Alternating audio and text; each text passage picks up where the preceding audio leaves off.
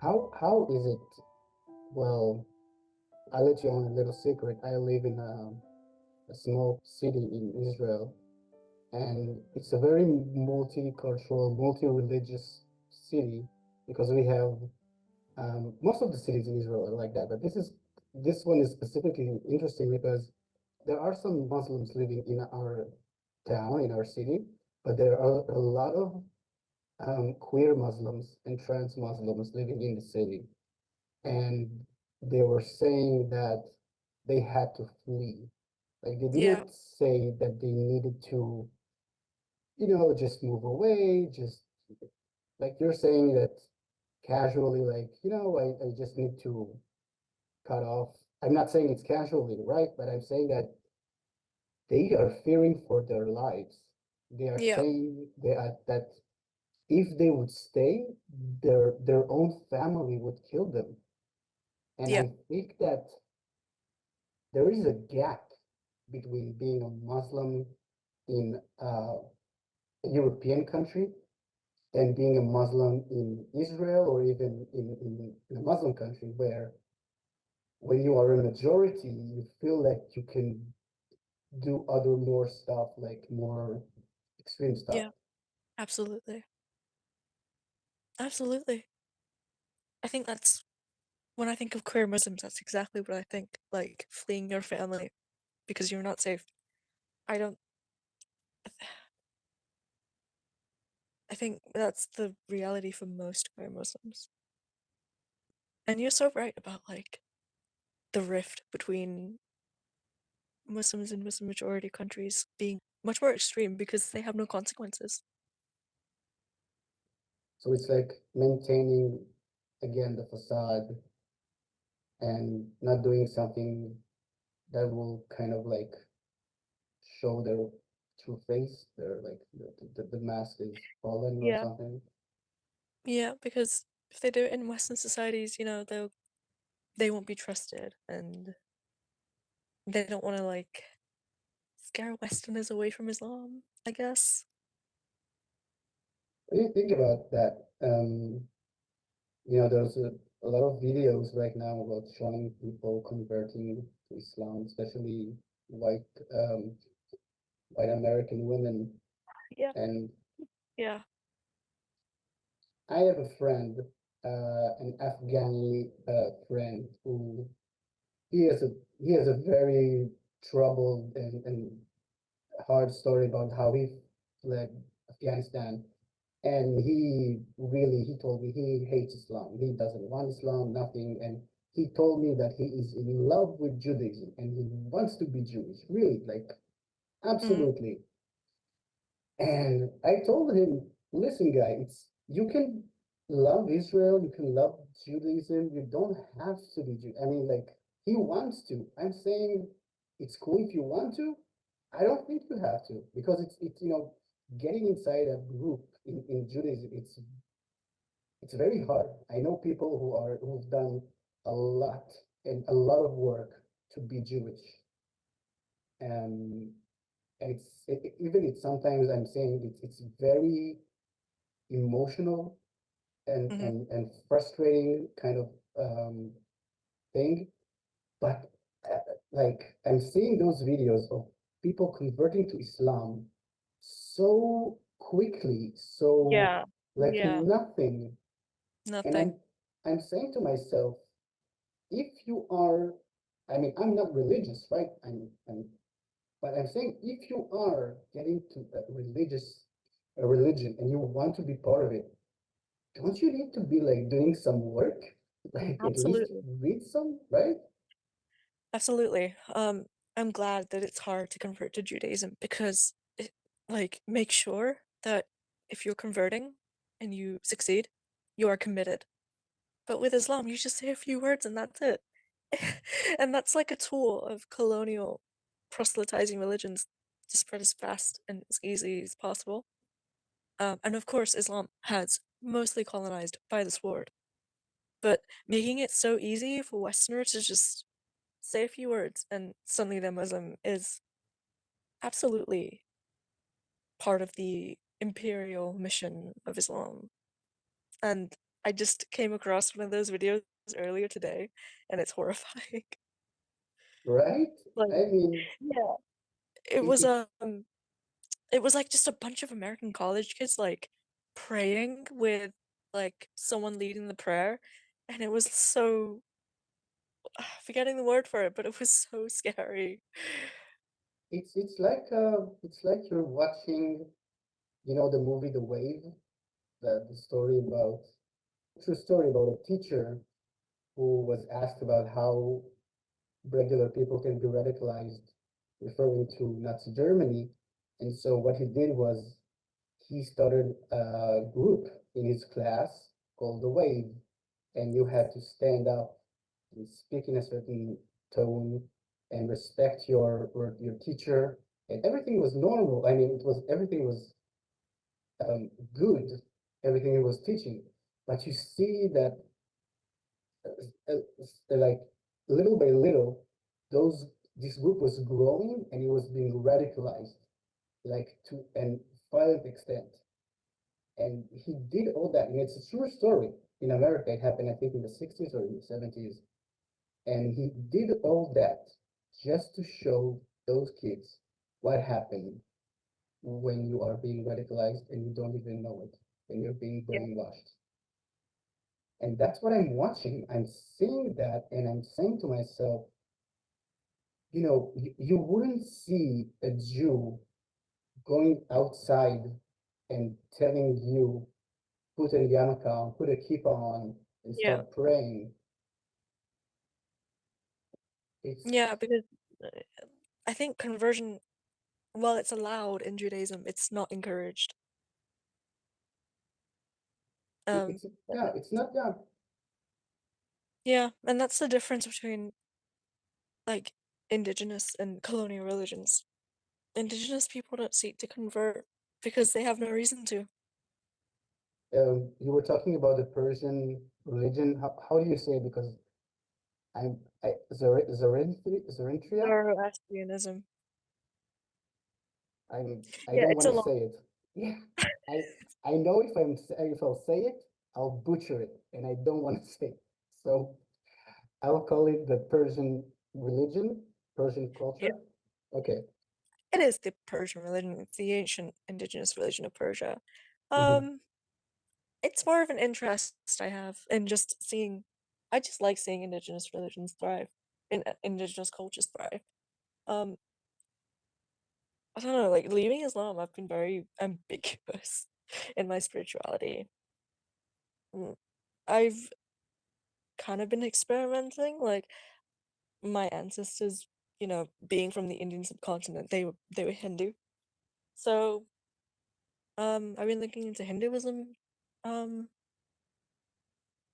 and I think like in theory, I want to be Hindu, but in practice, I don't think I could be.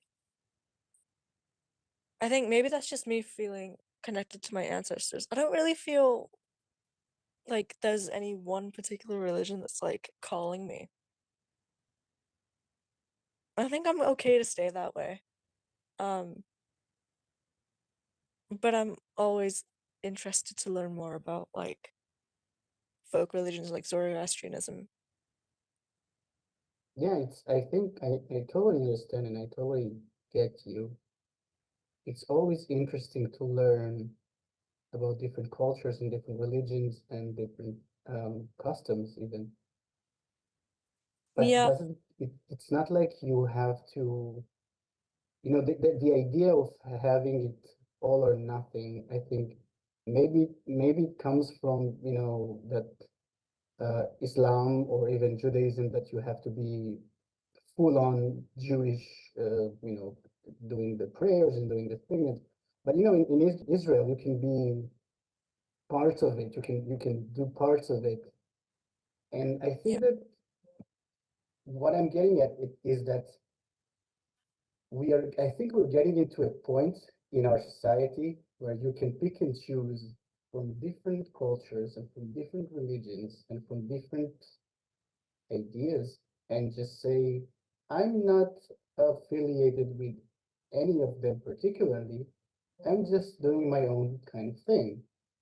And I think it's important to be open to the idea of not putting yourself in a box, in a certain box.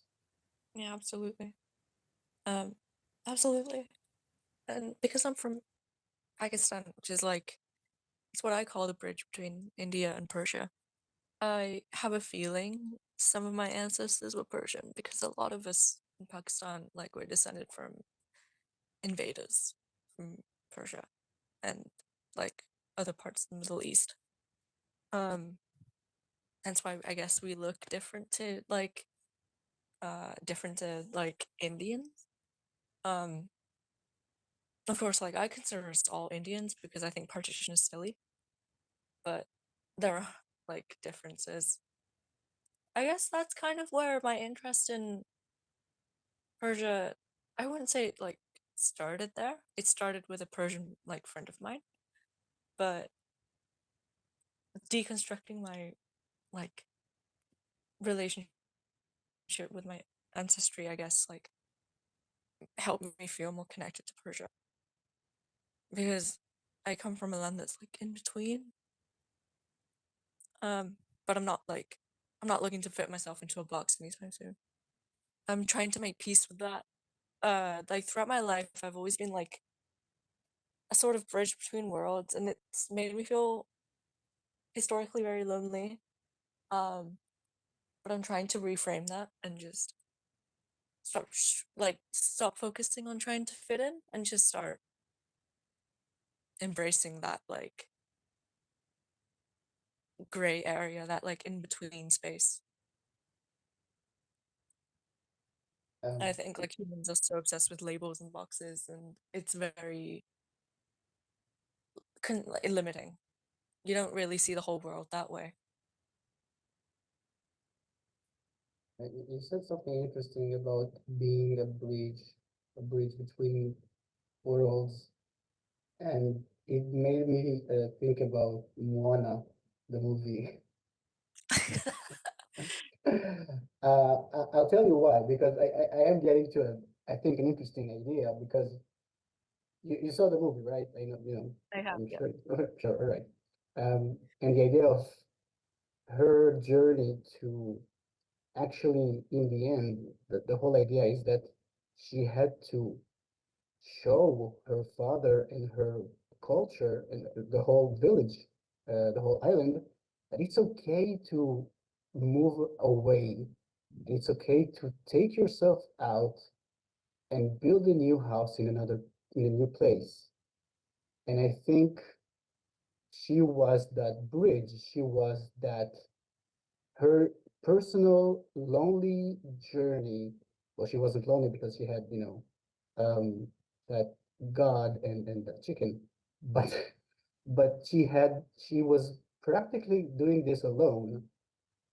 But in the end, she brought people with her. So I think that most people who are breaking out from a very closed off culture or idea, Yeah, even just idea, usually take people with them in the end. that's so fascinating. You see, and it was all because of Moana. It's all because of the Disney movie. Very important question. What's your favorite Disney princess movie? My favorite princess movie. Huh. Oh my God, that's a tough. I would say Rapunzel. I The correct answer. right. Thank I you. love Thank you. Tangled so much. I So much. think it's like one of the most underrated Disney movies ever. It's just like, so It fun, was overshadowed. right? It was overshadowed by Frozen, which is criminal because Tangled is leagues better than Frozen.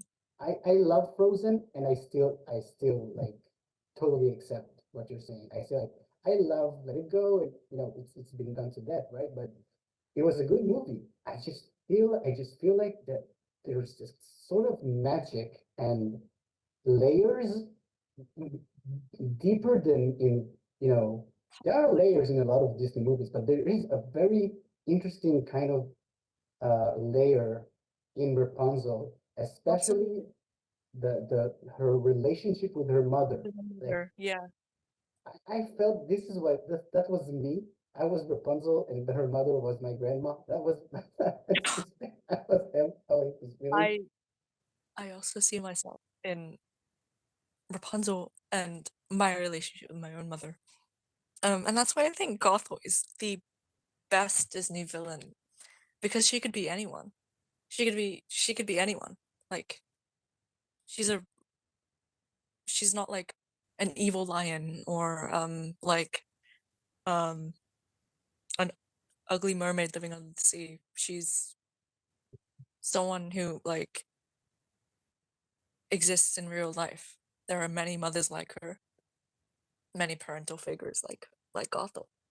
Um, and like rewatching the movie, sometimes it gets a little hard to like watch some of her scenes because they hit so close to home. But it's such a good movie.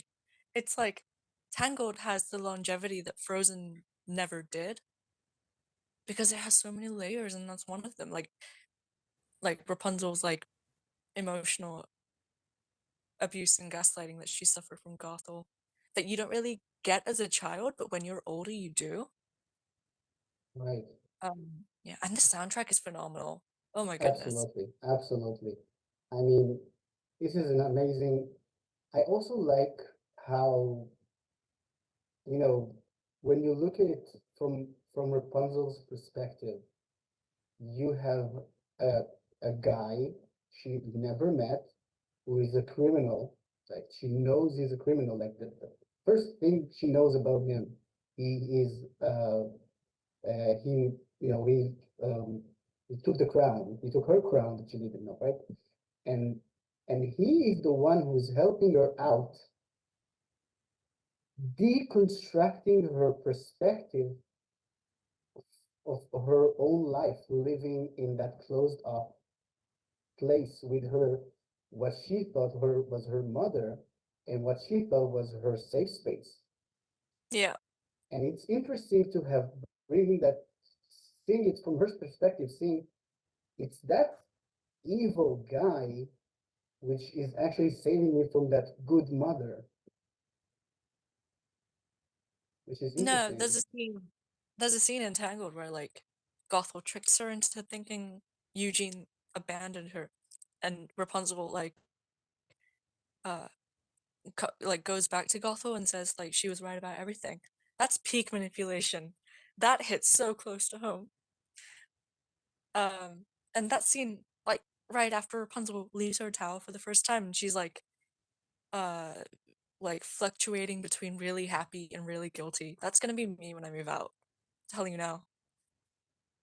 Why? What? It's like you really, it's you're seeing you're seeing yourself in that situation, and like what did your mother say, or what do you think she's gonna say if you're moving out? She's the guilt tripping type. So she'll probably, you know, make me feel really bad. Um, but it's I also say that I related to that scene because of my own thoughts. Like on one hand, I am so happy to be out of here. On the other hand, mother would be so furious. I am the worst child ever. I should go. Um, and that's Yeah, like very. And I think that's a very common experience in like uh people who have suffered from like parental abuse and like toxic families and stuff. But it's like something you have to get past. You have to get past the guilt because that's a sign that you are making the right decision. That like uncertainty and like questioning everything you knew, even if it doesn't feel like it at the time. I feel like maybe that's something that what we were talking about, your personal experience and the whole how you see things. But do you think the guilt trip is something that is very prominent in Muslim culture, Muslim families? I think so. There's an emphasis on like family honor and reputation, uh, often to the detriment of the well-being of the people those burdens are placed on. It's I will say that that's much more systematic and prominent for people who are assigned female at birth. So like if you're socialized as a daughter, you will have that like burden of family honor placed on your shoulders. And like how many stories have you heard of like young women being like murdered by their families because they like were talking to like a non-Muslim man or something, or they wore an outfit that like, it was just t-shirt and jeans, but it was like haram for their families. Um, Stuff that you're hearing from happening in the UK. it happens in Western countries too, unfortunately. Wow. Like And it's more systematic in Muslim countries, but it does happen in Western countries too. we are talking in Israel. It's common knowledge that cities who are or villages who are prominent Muslim, they have their own kind of way of doing stuff, and this is one of the stuff that they're doing, um, and it's horrible. It's And absolutely not okay. yeah, there before the war started, and because of our very far right government, there was a lot of killings, Muslim killing Muslims in Israel. Hmm. Like, it's weird. It's like you're not seeing why it would happen when you have a very far right government, but it makes sense in a way. And a lot of the left, me as well, we were saying that we need to have more police inside Muslim cities because people are not feeling safe. Mm-hmm. The Muslims in themselves are saying we are not safe. Uh, Crime is getting worse, and people are, like gangs are killing each other. There were a lot of kids dying from being not targeted, but just, they don't really care. They're just putting it on automatic and they just start shooting. I fear that, first of all, I fear for my Muslim community here in Israel, but I fear that this kind of behavior, like you're saying, it happens in the Western world too. I feel it's just getting worse right now, or maybe I don't know. Yeah, because those Muslim families, when they immigrate, they take those attitudes with them. It's very weird. Like you're escaping a country that you have suffered in because of systemic Islamic oppression, and then you like come to the West to make a better life for yourself, but you don't like change any of your attitudes. You don't like adapt to democracy. You just perpetuate the same oppressive beliefs. What's the point? Why? Why didn't you just why did you move to the West?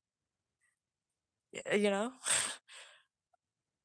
Do you think maybe I heard somebody said that most Muslims don't read the Quran by themselves, or like they don't, it's like mostly being taught by the imams, Yes, it is. Yeah.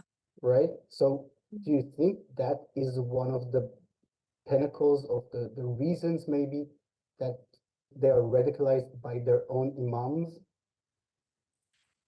Um, it's a factor because when I was taught the Quran, I was only taught how to this is gonna sound very strange, but I was only taught how to read, like how to pronounce the Arabic letters, but I was never taught what any of it actually means. So I was Ah, being taught to recite something and agree with something that I didn't even understand. Just as long as I read it in the holy language, then I was a good Muslim, which is so cult-like. It's like that's indoctrination. That's I don't see why anyone should be okay with that.